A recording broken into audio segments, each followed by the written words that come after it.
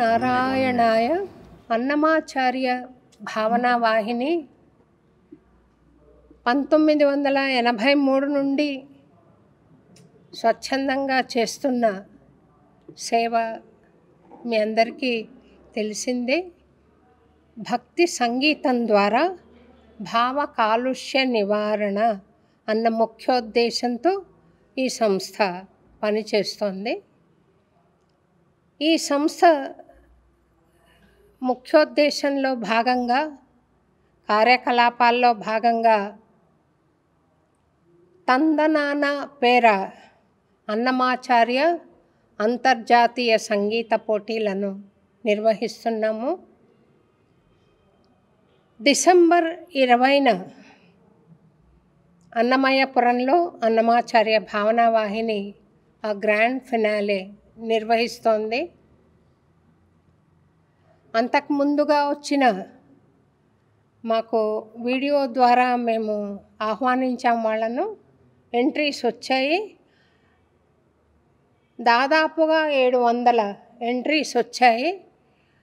ఆ ఎంట్రీస్లో 3 age groups వాళ్ళు ఉన్నారు. అంటే 6 సంవత్సరాల లోపు వాళ్ళని సబ్ జూనియర్స్ అంటున్నాము. 7 ఏళ్ల నుండి 15 ఏళ్ల వరకు జూనియర్స్ అంటున్నాము.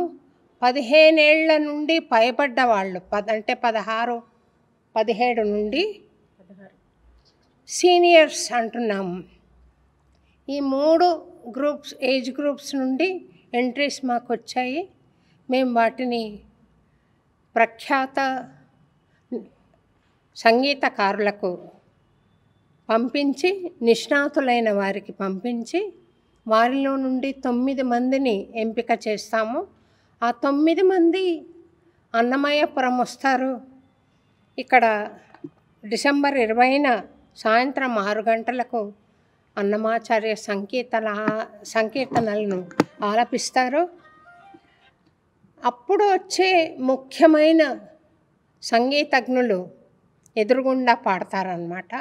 వాళ్ళు న్యాయ నిర్ణయం చేసి 3 ఎంపిక చేస్తారు. 3 ఏజ్ గ్రూపుల నుండి 3 ఎంపిక చేసి వాళ్లకు మేము గౌరవ ముఖ్యమంత్రి వర్యులైన శ్రీమాన్ చంద్రబాబు నాయుడు గారి చేతుల మీదుగా బంగారు పతకాలను ప్రదానం చేయనున్నాము.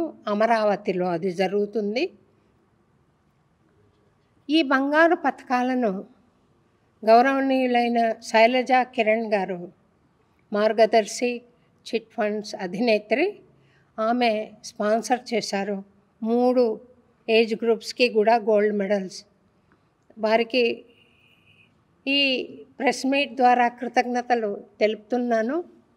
అంతేకాదు, ఈటీవీ లైవ్ స్పిరిచువల్ ఛానల్ ద్వారా, వారి ఈటీవీ ఛానల్స్ ద్వారా వారు ఈ తందనాన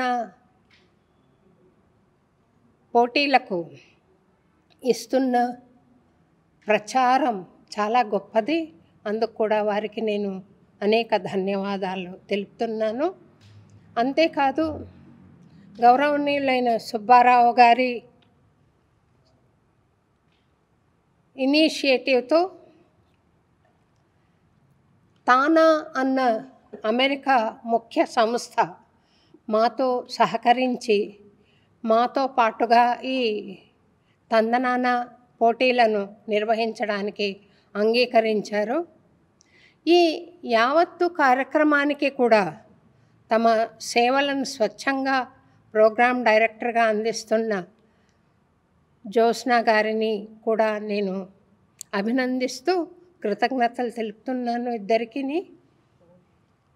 ఈ తందనాన అన్న కార్యక్రమం బహుళ ప్రజాదరణ పొంది ప్రపంచవ్యాప్తంగా జరగాలి అని నా అభిలాష, నా ఆలోచన. కారణం, అనేకమైన దుర్మార్గపూరితమైన కార్యక్రమాలను మనం చూస్తున్నాం. అవి సామాజిక పరమైనవి కావచ్చు, ప్రకృతి బీభత్సాలు కావచ్చు, ఇవి జరుగుతున్నాయి. ప్రపంచంలో మన మనికే ప్రశ్నార్థకమైపోయింది. రేపు ఉంటామా లేదా అన్న అనుమానంతో బ్రతుకుతున్నారు జనులు. అది కాకుండా ప్రశాంతంగా మంచి విలువలతో ఆనందంగా ఆధ్యాత్మిక సుఖజీవనం గడపాలి అని నా ఆశ.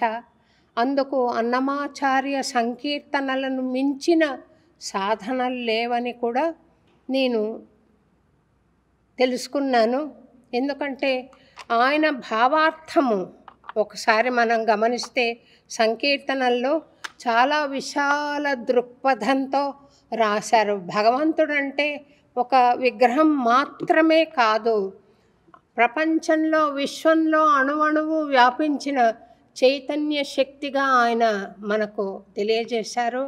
నేను ఈ సంకీర్తన పోటీలకు తందనాన అన్న నామకరణం చేయడంలో ముఖ్య ఉద్దేశం, ఆ పాట నేను తొలినాళ్ల నుండి పాడుతున్నాను. అంటే 78లో తొలిసారిగా నేను తిరుమల తిరుపతి దేవస్థానం కళాకారునిగా నియమించబడ్డాను. అప్పటి నుండి కూడా పాడుతున్నాను. అప్పుడు శాస్త్రీయ సంగీత విద్వాంసులు ఈ సంకీర్తనను పాడితే అగౌరవమేమో, ఇది ఫోక్ మ్యూజిక్ అని భావించేవారు. ఇప్పుడు అందరూ పాడుతున్నారండి. స్వామి, నీ పాట ప్రపంచవ్యాప్తం చేస్తాను అని 20 ఏళ్ల కళాకారిణిగా స్వామికి నేను ఇచ్చిన మాట కార్యరూపం ధరిస్తుంటే, నిజమవుతుంటే నాకు సంతోషంగా ఉంది.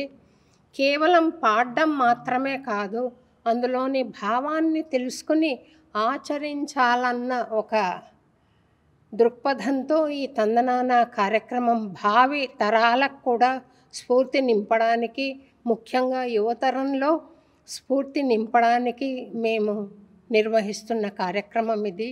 ఎప్పటికీ అన్నమాచార్య సంకీర్తన పవిత్ర గంగా నదిలా సాగుతూనే ఉండాలి. శోభారాజు ఈరోజు ఉండొచ్చు, రేపు లేకపోవచ్చు.